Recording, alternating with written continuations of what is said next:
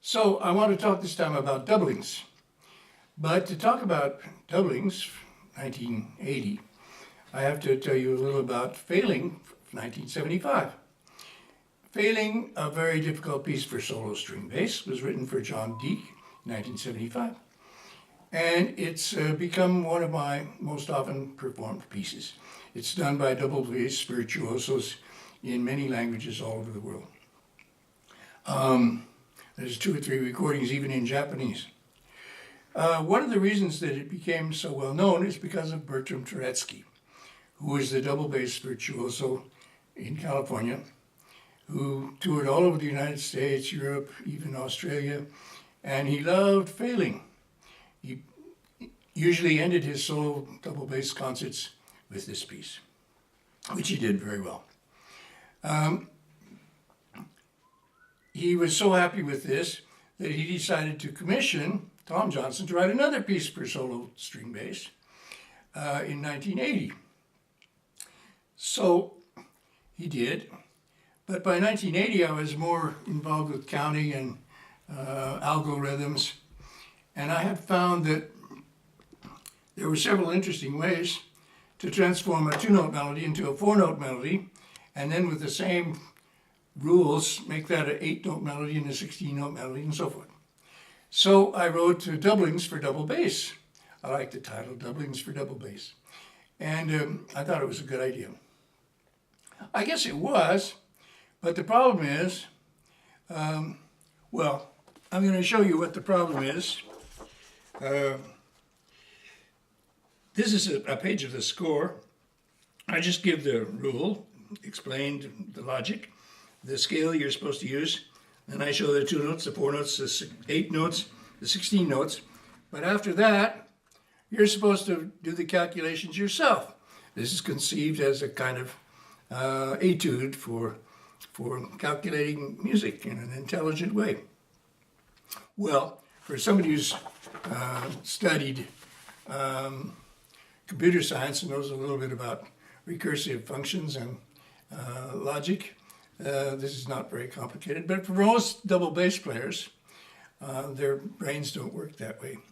They couldn't do it, and Turetsky couldn't do it. So he never really played the doublings for double bass, and nobody else did either. Until 37 years later, when a guy named Tom Peters learned the damn thing. He could play it for 20 minutes. He really got into it. So we're going to end the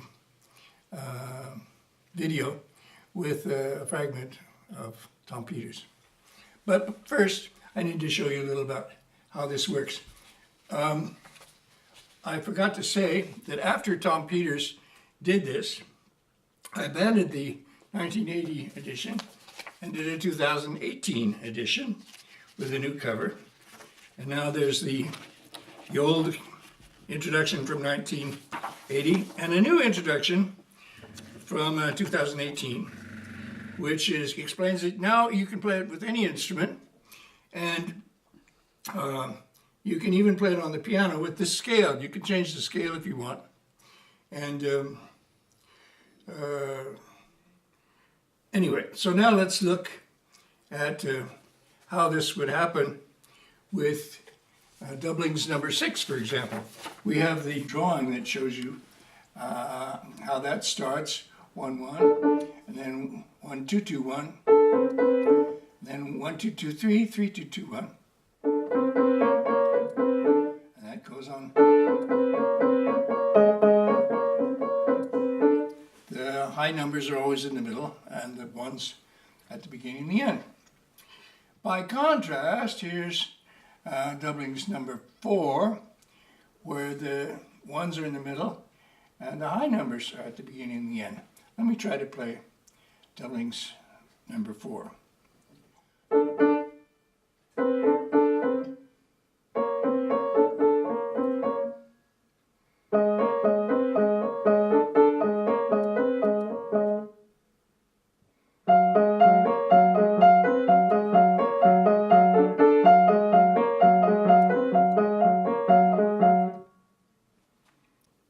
Sixth level.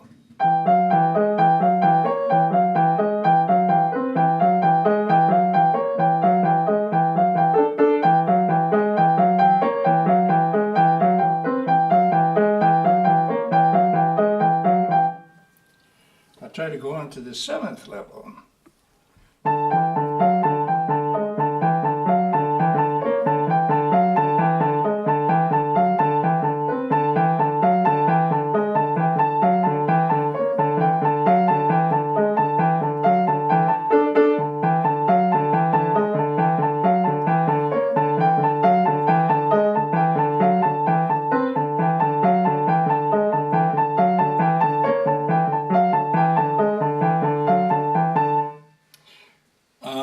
I like to stop at the 7th level because that's at the octave and it makes a nice cadence.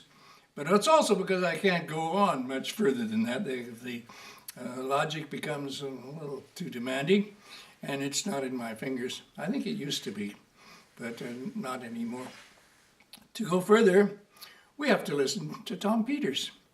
And this is the wonderful recording he made recently for Microfest Records.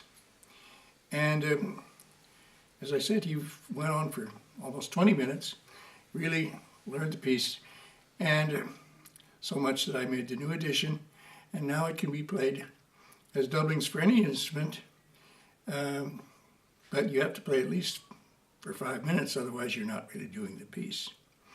I'm very happy that at the same time, I have a new drawing of doublings 5, which is the doublings that Tom Peters did.